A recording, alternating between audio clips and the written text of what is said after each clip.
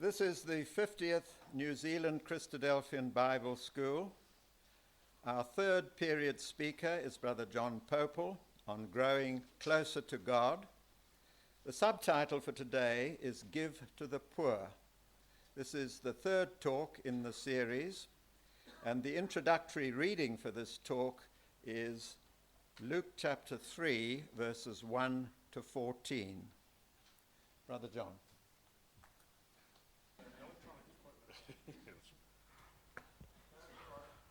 It's all right. Oh, hello. Oh, it's gone again. Oh, well. Well, the light's gone, but the sound is still there. That's all we need. Tentatively, good evening. Now, this evening, I knocked that forward. I'm aware that some of you have been on a nice, pleasant stroll. Others of you have been on a strenuous hike to the Pillars of Hercules, albeit sans pillars and sans Hercules. But either way, that being the case, bodies are a little more tired, and as serendipity or providence has had it, this talk is probably a little bit shorter than the others, so I think that's appropriate for our slightly more exhausted state.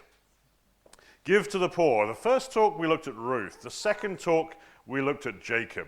This one is actually harder to fit into that simple, let's look at a Bible character and track his or her progress. We're going to be bouncing off a command very much given from John the Baptist and later ones from Jesus. But if we're really watching the progress of anyone, perhaps in this talk we're watching the progress of ourselves. Having looked at the lives of others, we bring this a little closer to home. This talk was originally requested at the Cambodian Bible School a few years ago, and under this idea of how can we grow closer to God. And these are the very early thoughts that I had. It was 2011, I think, and thereabouts, and I had the opportunity to go to Hawaii, which is very nice, vaguely on sort of church business, you might say. But at one point I had about 4 hours to myself before I was going to meet up with the rest of the brothers and sisters. And I took myself off to the beach, since it was a tiny island and the beaches are lovely. And I lay on the beach and I thought, well, this is great. This is lovely. But I wonder if I can be using this time profitably as well. And so I prayed and I said to God, I'm trying to develop thoughts that would be useful for myself and thereby extension to others on how to grow closer to the Father, closer to you, since I was praying. And I'm receptive. I'm listening. Speak to me. I don't hear words or see visions, but these types of prayers have been successful before. And within seconds, I wasn't even surprised, I began to hear a dialogue. And a few minutes later, I took a photograph of those who were speaking, and they're shown just there. And though I never met these people, it seemed clear from their dialogue that one was a father and the other was a son, which was, of course, ideal. And they're out there in the water temperature's probably about 25 degrees. It's just delightful, and they're just splashing around. But in actual fact, it became fairly clear that the father was trying to teach the son how to swim. And from what I could observe, the son's ability to swim was already pretty good. So it was a pretty relaxed time, and the son was swimming quite proficiently in any event, but the father was still giving tips and advice and strategies. And this is how the game worked. The son would be sent away from the father, probably only as far as here, or maybe a little bit further, and then the father would call out a swimming style, breaststroke, front crawl, whatever. And then the son would have to perform that swimming stroke to get all the way back to the father without his feet touching the ground. And as I say, he was doing very well. He didn't really have any difficulties. But there was one point at which the son did have some difficulties. There was one stroke that he just wasn't particularly comfortable with. And it was very educational. I wonder if you can guess what that stroke was and why. I'm sorry? It was butterfly would be the most mechanically complex, but being that he is young and limber, unlike myself in every respect, he did that quite well. It was the backstroke. I heard that called out. And can you imagine why he had difficulty with the backstroke? He couldn't see his father. And he didn't seem to have physical deficiency in performing the stroke, but it was evident, astonishingly, that he became nervous because he couldn't see his dad as he was trying to navigate from here to there up to his father. And I thought, how astonishing is that? It was fairly obvious his dad hadn't gone. My dad probably would have done, but that's a different story. But his dad hadn't left. And in fact, his dad was quite commonly calling audio encouragement to the son to keep going. And he needed to do it more whenever it was backstroke, but not at the other times. And you've already deduced why. Because he couldn't see his father. So the son felt reassured by the presence of the father as long as he could see him. The son felt close to the father when the father was visible. Yet the father was close whether or not the son was doing backstroke and therefore sort of looking at the sky. And I thought, what an interesting lesson. I've never seen a direct manifestation of the person of God, and I imagine you haven't either. And so perhaps it's understandable that we, like this little boy, every now and again will become downhearted or disconcerted or simply anxious. Is my dad really there? And yet we've had so many occasions in our lives when we knew he was there. Do we think he just left in the interim? That cannot be. So this little boy's struggles seem to mirror our own in that respect. That the moment the vision was taken away, he became worried. Not panicked particularly, but a little bit worried. And so there was the assurance that I thought that whilst I was almost not critical of the boy, but I was thinking, how can you worry that your father's gone when you saw him 15 seconds ago? Then I thought, that's what God's telling me.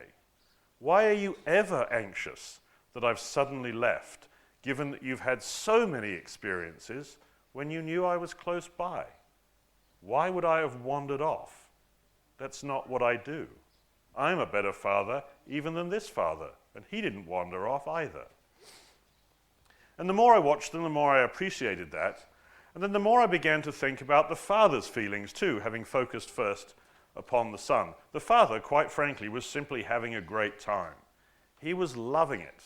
He was loving having this son time, away perhaps from the rest of the family, just some daddy-son time.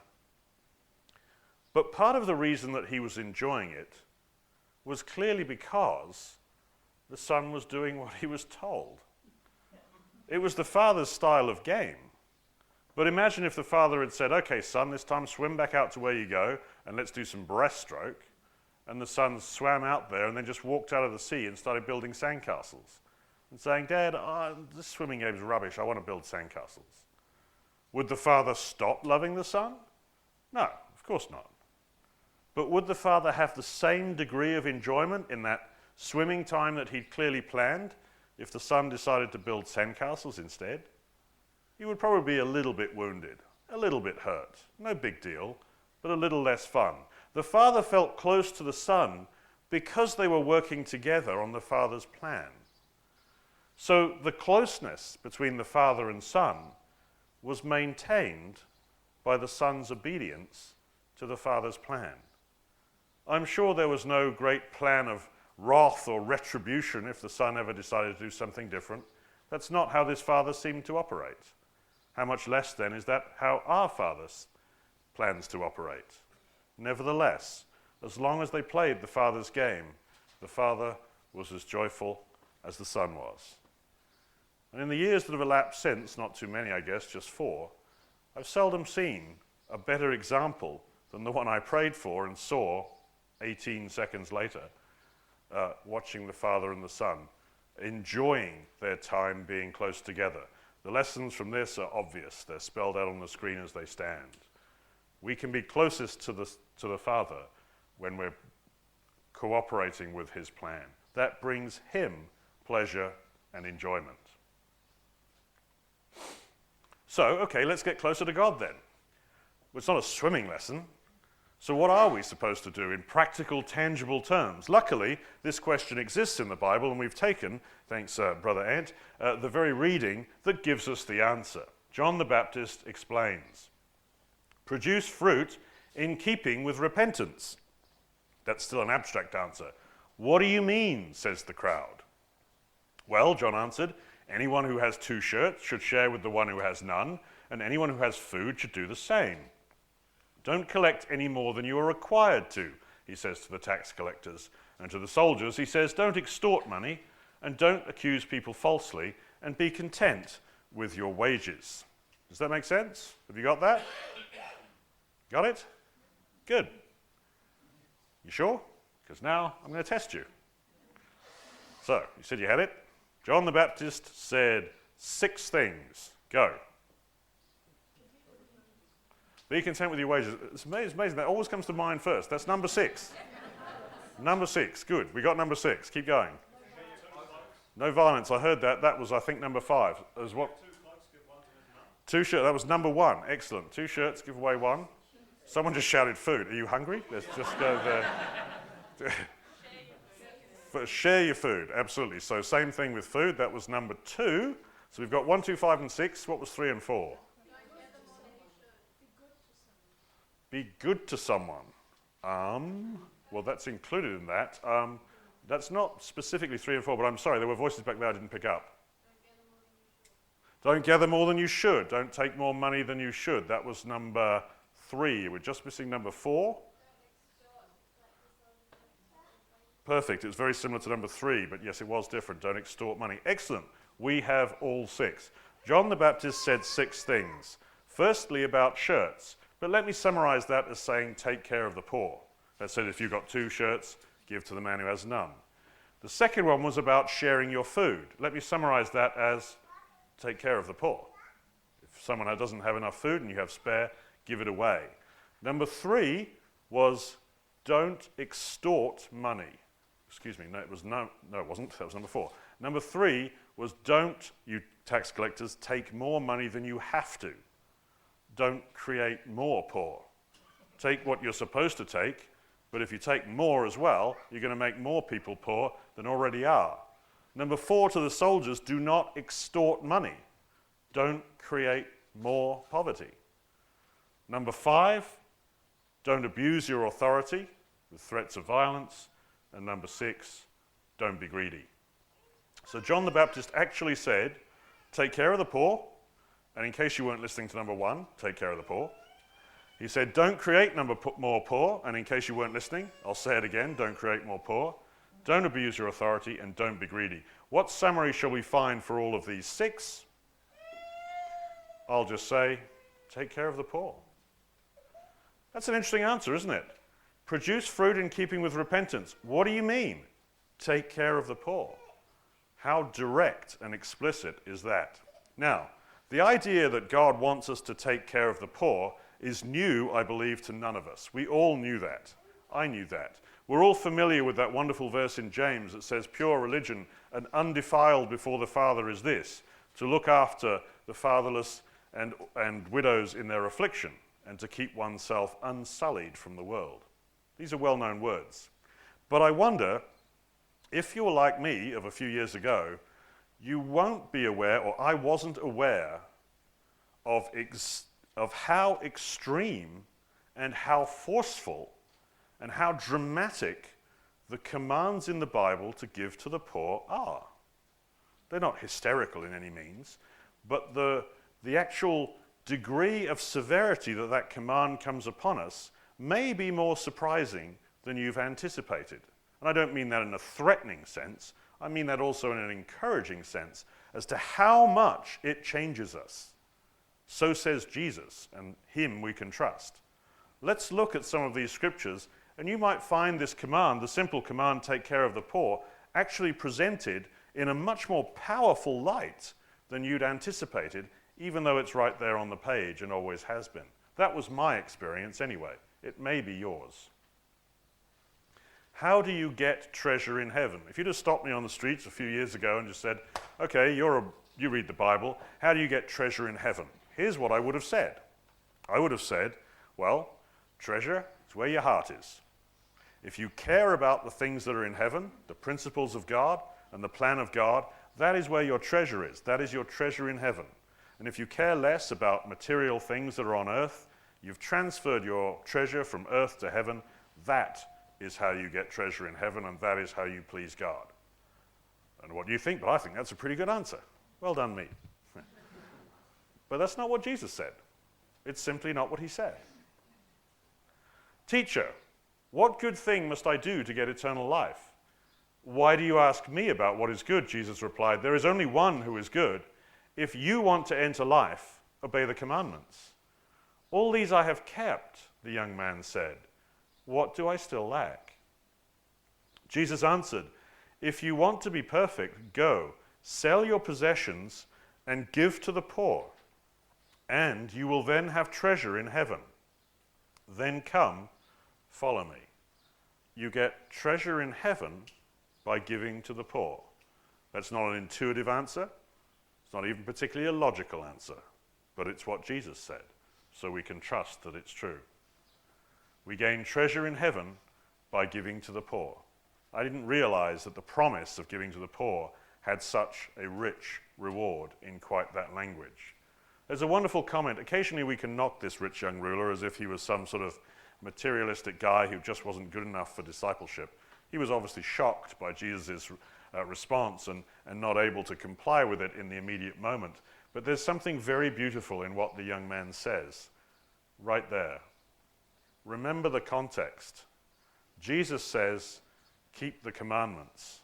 This young man isn't a legalist. If he is, he'd have said, check, check, check, check, done it, finished, I've won.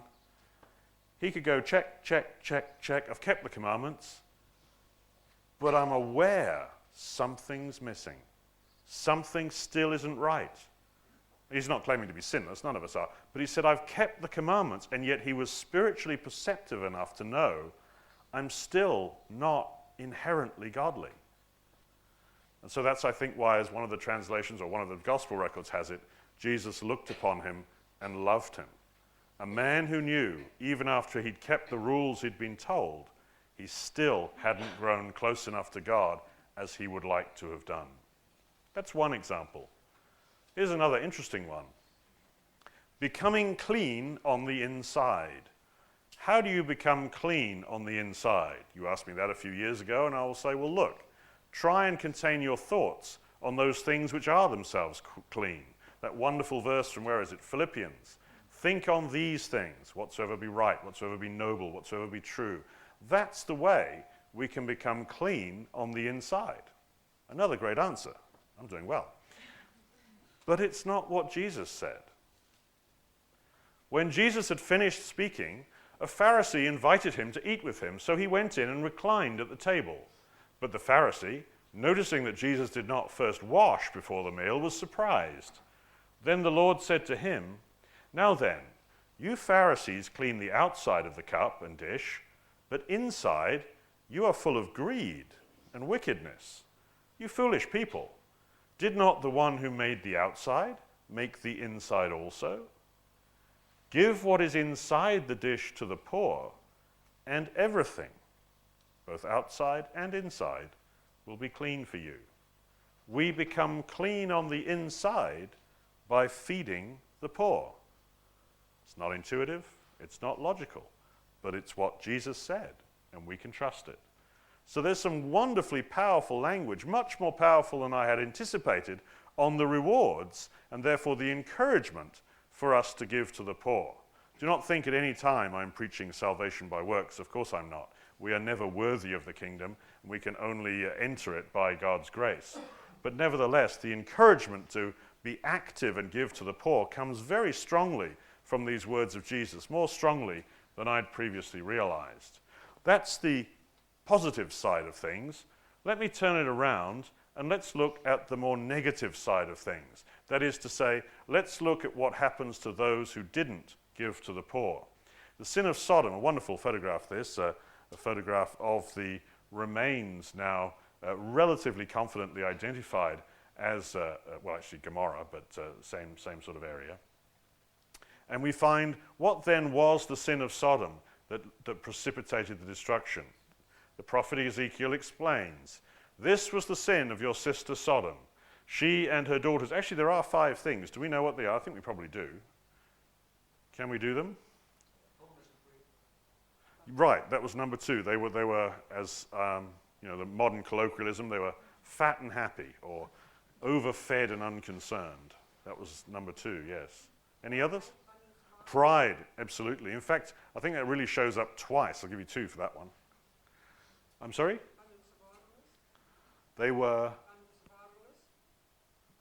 abundance of idleness. I think you're saying the same thing as Brother Warwick said. That's in a different translation, that same part of number 2, the one that was overfed and unconcerned, idle, and wouldn't get up and help anyone.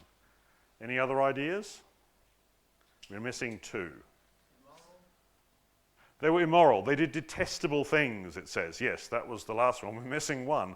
Ironically, the title of the talk. There we go. I thought that was the easiest one. There we go. They were arrogant. They were overfed and unconcerned. That comes out in a variety of different ways. I think that's what Brother Warwick and Sister were remembering. They did not help the poor and needy. They were haughty, which sounds to me very similar to the first one. And they did detestable things before me. Doesn't specify what those detestable things were. They did a variety of detestable things, but whatever is specified there. Therefore, says God, I did away with them as you have seen. Those 5 reasons. And may I suggest to you that actually number 1 and 4 are pretty much the same. And in fact, number 2 and 3 are pretty much the same. So probably only really 3 reasons. This one here, this double reason here, they themselves fed themselves to the point of being satiated. I will suck in my stomach for the next 3 minutes of this talk. And were therefore unconcerned with helping those who didn't have enough, which sort of segues neatly into the not helping the poor and needy. So in actual fact, a substantial proportion of the reason that Sodom and Gomorrah were destroyed was because they didn't help the poor. That's not immediately apparent from Genesis chapter 19, and when you read about the destruction in Genesis chapter 19, you're more inclined to surmise that it's to do with the violence and the rape and possibly even the homosexuality that was going on there, that big immoral backdrop. But when Ezekiel actually lays out the reasons from God through Revelation later, we find out it's not exactly what you picked up from Genesis 19 and was to a good part actually concerned about the fact they wouldn't help the poor. God destroyed Sodom and Gomorrah partly because they didn't help the poor. That's interesting. This one is even more astonishing. We're off the topic of giving to the poor briefly. We're going on to the topic of something even more unsettling, the idea that the Israelites, in their foolishness, would occasionally follow the practices of the Ammonites, who actually sacrificed their children in the fire and burned them as sacrifices to God. This is what the sovereign Lord says. Will you defile yourselves the way your fathers did and lust after their vile images? When you offer your gifts, the sacrifice of your sons in the fire, you continue to defile yourselves with all your idols to this day.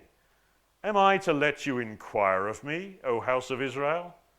As surely as I live, declares the sovereign Lord, I will not let you inquire of me.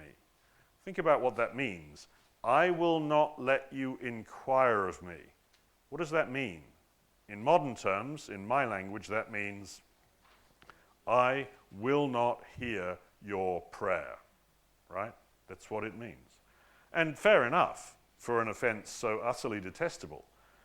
In fact, it's so detestable not only to God, but also, luckily, to our culture. It doesn't even come into our minds. It's almost like this is now becoming an abstract and unnecessary warning. No one in their right mind in this culture thinks of, well, perhaps for a few teenagers, but thinks of sacrificing their children in the fire.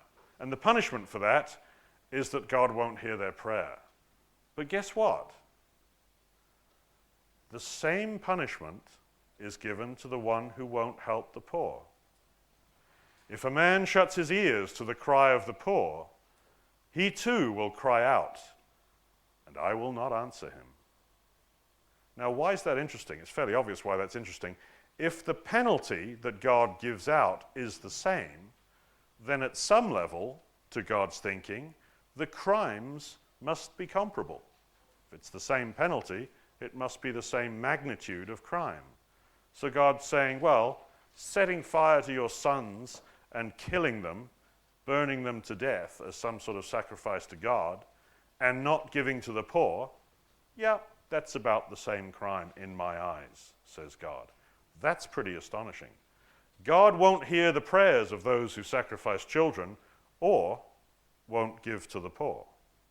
So that's what I mean, really, when I was saying I was trekking through Scripture, just following this idea of our encouragement to give to the poor, how incredibly dramatic and severe the cases were in both the positive and the negative instances. Let's just summarize them. We'll start with the negative so that we can finish with the positive. If we don't give to the poor, says the Proverbs, our prayers won't be heard. That's true in the Proverbs and also in Isaiah 58. I wonder if, Brother Anthony, do you have enough light there to read? I think you do. Perhaps you could read for us Isaiah 58 and verses 6 to 9. Listen particularly for the last verse, or follow along if you can. Isaiah 58, verses 6, 7, 8, and 9. Is not this the fast that I have chosen, to loose the bands of wickedness, to undo the heavy burdens, to let the oppressed go free, that ye break every yoke? Is it not to deal thy bread to the hungry, and that thou bring the poor that are cast out to thy house? When thou seest the naked, that thou cover him, and that thou hide not thyself from thine own flesh. Then shall the light break forth as the morning, and thine health shall spring forth speedily, and thy righteousness shall go before thee. The glory of the Lord shall be thy rearward. Absolutely. So those verses are expressing the same thing in the positive sense. When you do break the shackles of oppression for those who are poor, then your righteousness will spring forth as the morning. Sodom was destroyed, partly because they did not give to the poor. Those are the negative examples. Now let's transition happily into the positive examples. Giving to the poor is the way we become clean on the inside, says Jesus. Giving to the poor is the way we gain treasure in heaven, says Jesus. And there's an even more startling one than that, found in the Psalms. They have freely scattered their gifts to the poor. Their righteousness endures forever. To cause an everlasting, enduring righteousness, we merely freely scatter our gifts to the poor. So then, why also give to the poor? This is a nice conceptual way to think about it. I think about God and I think about me. The distance between us is so vast it's silly to put them on the same screen. But I have nothing. I am abjectly poor in all things compared to my God. I think it was Christian who put it articulately from the Scriptures, who said, I don't even control the next breath that I'm going to take into my nostrils. Job said something similar. He says, God, you give me one breath at a time. I'm paraphrasing. So that, I just suck in one breath and I live for that moment and I rely on you for the next moment. And God gives me everything that I need. Not perhaps everything that I want, but everything that I need. Why then do I give to the poor? Well, in some very limited sense, in a sort of a socio-economic sense, there are people who are abjectly poor compared to me. And I, at least in socio-economic terms, am very rich compared to some that I meet, even in California, who have absolutely nothing. So if I give to the abjectly poor, why then I'm enacting the same role that God does every second of every day for me. So in giving to the poor, God is able to see his reflection in us. That's how we grow closer to God, because God is constantly giving to the poor, and when we learn and get excited about doing the same thing, we take up the same image of God. When we think about the image of God, what particular verse might come to mind? Absolutely. Genesis 1, verse 26. And God made man in his image. And we're inclined to think about that as a historical observation. God made man in his image. But I wonder if it's appropriate to view that sentence as more of a mandate than an observation. In other words, you are man. Now it's your job to get into the image of God. And by giving to the poor, we take on that image. So I think that's as much a mandate as it is a historical fact. The kings of the Gentiles lorded over them. You are not to be like that, says Jesus. Instead, the greatest among you should be like the youngest, and the one who rules like the one who serves. This is how we prepare for the kingship that our Lord is happy to give us in that kingdom age. As part of my work as a physicist, I drive forklift trucks. Surprisingly, we have heavy equipment needs to be unloaded at the lab sometimes. And I also occasionally machine parts. I'm not a particularly skilled machinist, but I am a trained and qualified machinist to make parts on a mill or a lathe. So, I work on a mill and I make parts, rarely. I drive a forklift truck, rarely. Now, in order to drive the forklift truck, I needed to be trained. Big surprise. In order to work on the mill, I needed to be trained. My training on the mill had nothing to do with driving forklift trucks. And my training to drive forklift trucks had nothing to do with operating on the mill. Now, I haven't said anything surprising yet, I hope. So then, what is Jesus saying? If you're going to be kings later, serve now. Why? Why do job A in practice to do job B? Why drive a forklift truck to learn how to use the mill? Why should I serve now if I'm going to be a king later? And there's only one possible answer. Because I'm not going to be a king later in the way that I'm thinking of king. I learn to serve now because I'm going to serve later. And that's what Jesus means when he says king. The one who serves. Not because those who serve now will rule later, but because serving is the true and proper way to rule. Just as a parent rules their child by providing everything that they need. Perhaps the best example is God. I love the book of Job. I had the privilege to share thoughts on the book of Job with you here 5 years ago, standing on this very spot. And therefore, I've paraphrased wildly from Job 38 some of the things that God says. God says, I am shepherd to the stars, chef to the lions and ravens, and midwife to the mountain goats. You can investigate the passage for yourself to see that as he speaks in great metaphor. He says, the stars, I keep them in, I'm going to paraphrase quite extensively, he says, I keep them in my garden shed during the day. When the night time comes, I go drag them out of the shed and I lead them all into the right place. He says, I guide them where they need to go every night. A beautiful metaphor. The lions and the ravens, they get hungry. I feed them. I find their food. I hear them making noise of hunger, and I attend them and I feed them. I suppose technically you could feed the raven to the lion and solve the problem, but that's, God is more merciful than that. And the mountain goats. He said, I've learned to recognize the cry they make when they're about to give birth.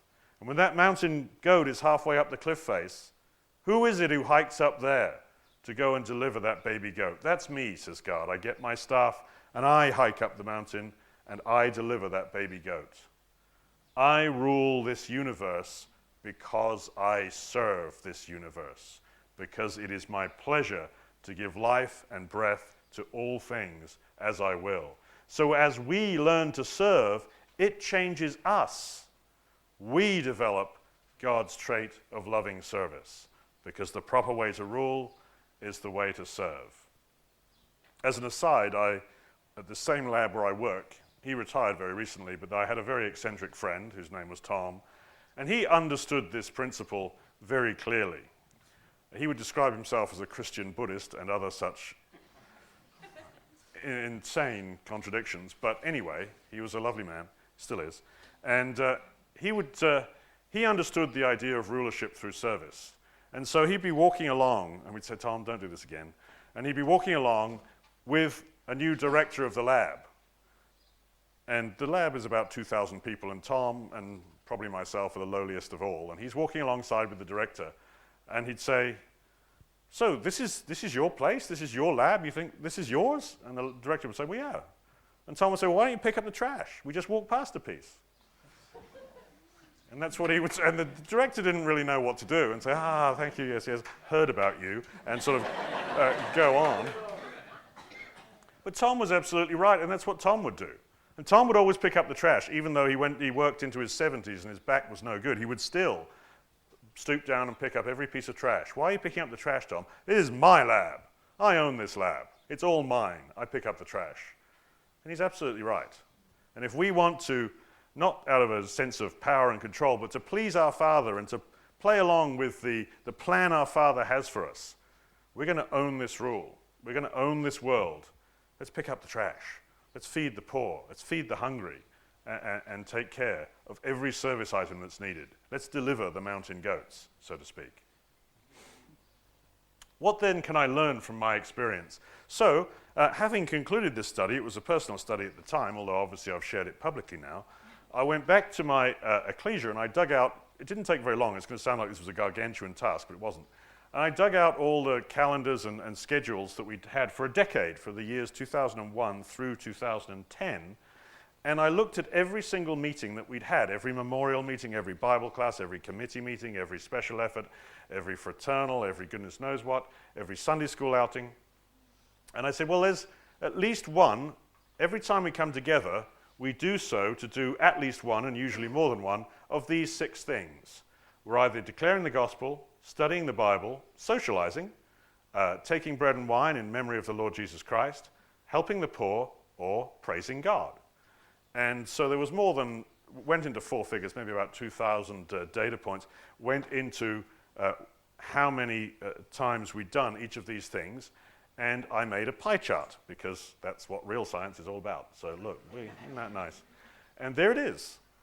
And that's how our ecclesia, at least those outside of prison, had been conducting themselves over a 10-year period.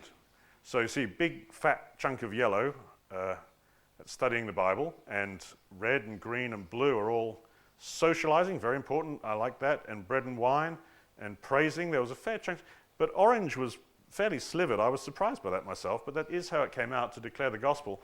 And the purple one, helping the poor, can you see the purple there? It's right there. There's a little sliver. And out of something like 1,800 events, how many times had we actually come together as an ecclesia for the express purpose of helping the poor? And the answer in 10 years was, guess? 2. Thank you so much. Yes, we didn't quite hit that lofty height. 0 was the answer.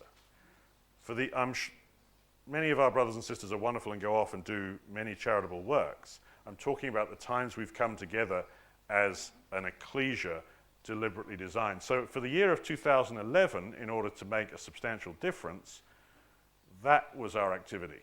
And that was actually, it doesn't look much different, does it? But it really was quite a difference. And we put some effort into having several, obviously I could hardly ever say many, several meetings deliberately coming together as an ecclesia for the express purpose of, amongst other things, helping the poor. So we got the purple sliver off the ground. And that was a wonderful exercise and a wonderful thing to be involved with. The members of my ecclesia are very wonderful brothers and sisters, and I look up to them in that respect. The yellow one was perhaps slightly larger than most of the others. That seems to have got larger. I don't know how that happened, really. But what's the ideal distribution? I don't know. That's just an equal distribution. Is that the ideal? All 6 of these things seem very important when I think about them. So I wonder if that's the sort of cheese pie chart that we should be aiming for there. But we're getting at least some things growing in order to sort of get them off the ground. So that was a very practical way to put this theoretical learning into action. As a community, as an ecclesia, as a community also, I think we're theologically very active. And that's right and proper, and it should be that way. We think about God. We don't just talk about God, we think about God, we communicate with God, we're theologically active. We learn new things about God. I do all the time, every time I look in the Bible almost. And in that sense, I kind of liken us to a university. And that's a good thing. That's a praiseworthy thing. Our community acts well as a university. But I wonder if, as well as a university, we should also have the ability to be a hospital, to be pastorally active, to take care of the broken, to bind up the brokenhearted, principally of our own members, but also outside. So equally, I think we should be, the ideal ecclesia would perhaps be half university and half hospital. And I think we do very well at the university aspects, and I wonder how well we do at the hospital aspects. Perhaps we need to be just a little bit more active in our work there. How can I learn from my experience in literal terms? To give to the poor, that's just one idea, and that's the idea I've been following since that time. It's a bag. It's a gallon Ziploc bag, and into it goes water, food that will keep, aspirin, that's a toothbrush and toothpaste. There's other cleansing products there. There's a total of 10 things in there, and I forget what there is. There's also a card from our church, at least giving our address where we meet. And I keep that. That will fit in the inside door pocket of a car. Most cars, just regular sedan car, you can shove that in the door pocket. Why? Because I'm tired of being so hypocritical that I give talks like this, and then when I'm driving along and I come to a traffic light, a stoplight, and there's someone begging on the side of the road, and I do this appalling thing of, I can't see you, which is just shocking and needs to stop. So from now on, from back in a few years ago, there's always been these bags that I make up. I make them up about 20 at a time. It costs next to nothing. And then at least I can give that bag. So you'd need to make one that was relevant to your circumstances, but in California, water and sun cream, which I know is in there, are probably the two most essential things, because these guys who sit out and beg are absolutely fried. Their skin is complete leather, so you can tell they're not sort of, just trying to pick up free cash and they've got somewhere to live. You can tell from their skin they've been outside 24 hours a day for a substantial period of time. So there's just one little suggestion in practical terms, since we're trying to make this a practical talk, of what we can do to actually give to the poor in a meaningful way. How do I grow closer to God? Ruth said, increase in mercy. Spread your wings and learn how to fly. Jacob said, stop wrestling. Stop wrestling and trust the Father.